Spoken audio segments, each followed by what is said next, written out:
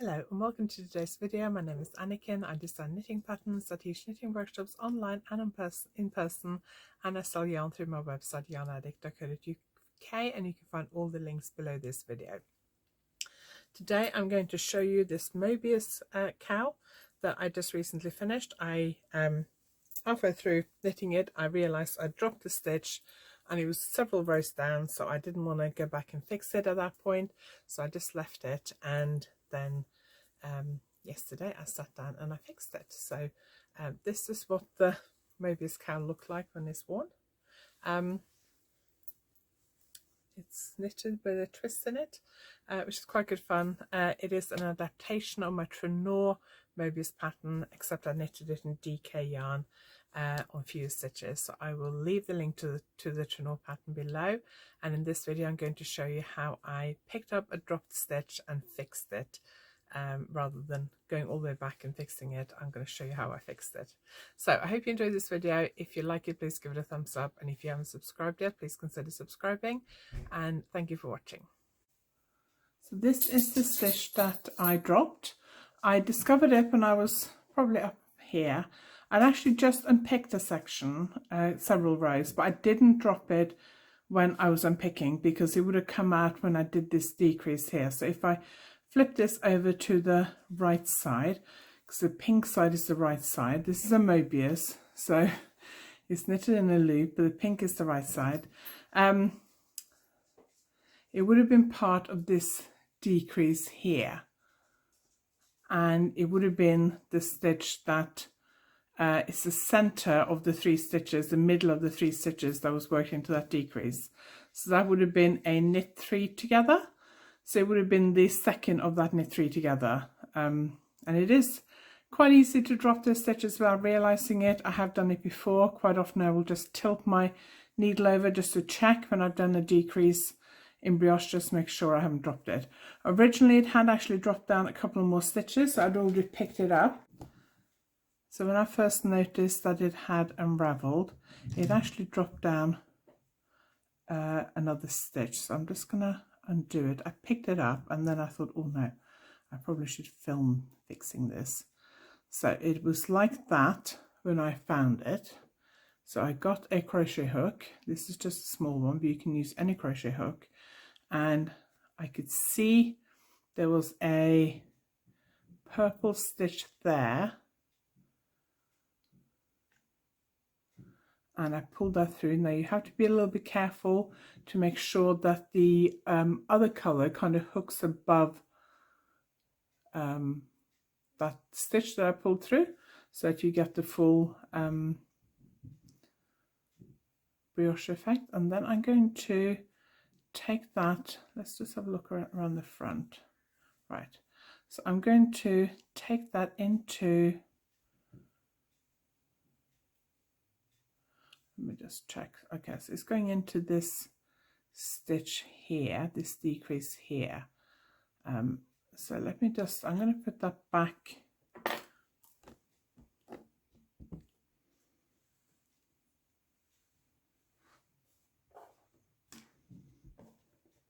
So I'm going to put this stitch back on that needle because I just want to work out exactly where it's going into. Okay, so it's this decrease here where my thumb is. So let's take that one out. Luckily this yarn, even though it does have silk in it, doesn't unravel very quickly or easily, which is good. So I'm going to go under that pink loop there, and then I'm going to grab that purple strand. Don't worry too much if you can't see it, it's not essential, but that will just take it right up to this purple. Hang on, let me just pull that one out a bit so I can. So there's this purple column here. That stitch will be worked into, should have been part of that column, should have been worked into that stitch, just like it is up here and down here. So you want to get as close to where that stitch was dropped originally. So now I'm going to take some of the yarn. Luckily I still have some yarn left because I only just finished this and it only happened a few days ago, so I do have a bit of yarn left.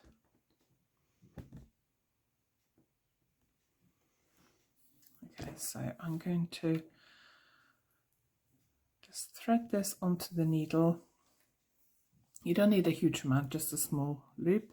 So wherever you drop the stitch, so this doesn't necessarily have to apply to brioche, but I've also used this same technique when I've dropped the stitch when I've been doing a 3 needle cast off at the shoulder, and I've just picked up the stitch as close to where I dropped it as I can. So if I was doing a 3 needle cast off at the shoulder, for example, I'd take it right up to the seam. Here I've taken it right up to that decrease. So I'm just going to poke it through to the other side just to check that that is the correct. Okay, so that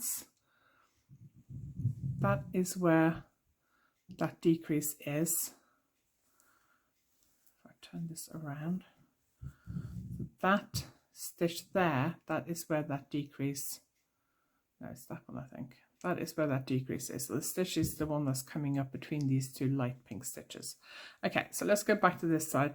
Now, obviously you have to be careful with brioche, because even though, and especially with the Mobius brioche, because even though there is a right and wrong side, with Mobius brioche, there isn't really a right and wrong side, if that makes sense. There kind of is, but there isn't. Because the Mobius kind of twists around all the time, so either side could be used as the right side or the wrong side at any time. So you do have to make sure that both sides look neat. So I'm going to just take both of these strands. Now I happen to have a needle that's got a big enough eye to actually take both of these strands through. If you don't, then you can just do one at a time. I'm going to go through, just through here. It doesn't look exactly like these other stitches above and below, but that's fine. It's close enough, nobody's going to notice unless they study each stitch up close and in detail, and even then they'd probably have to be a brioche expert to be able to notice the difference.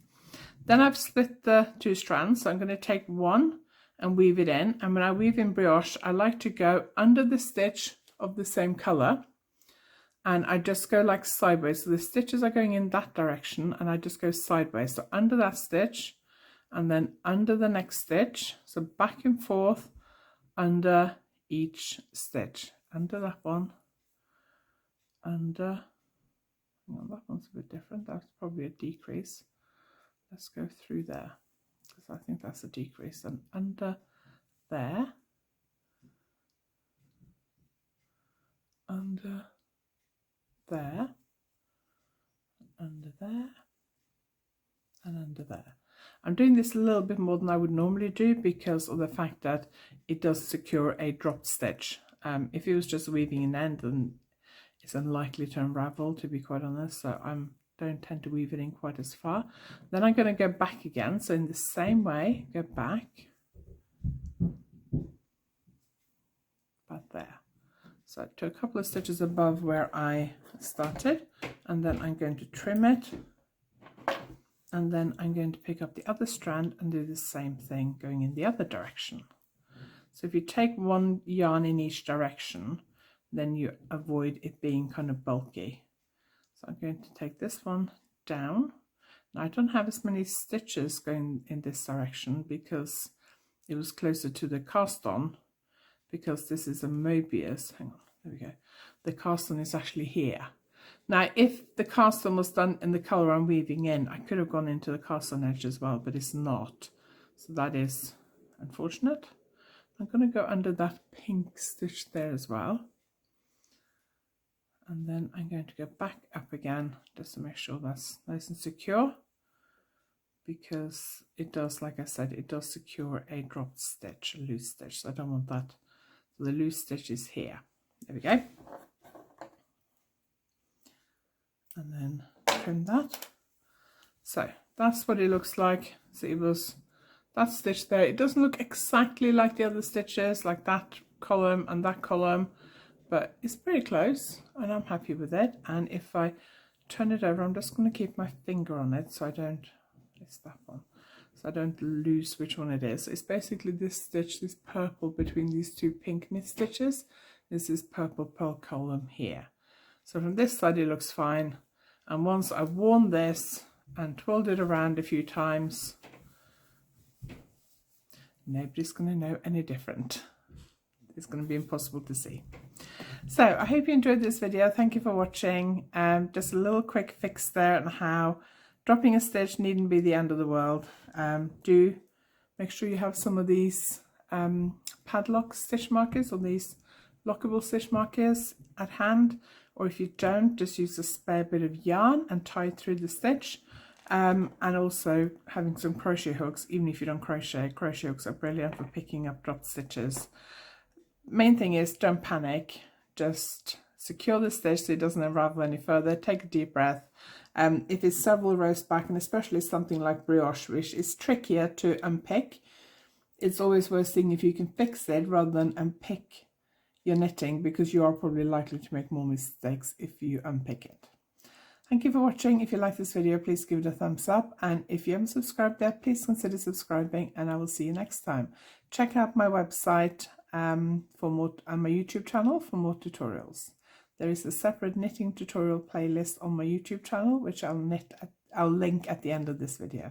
Thanks for watching.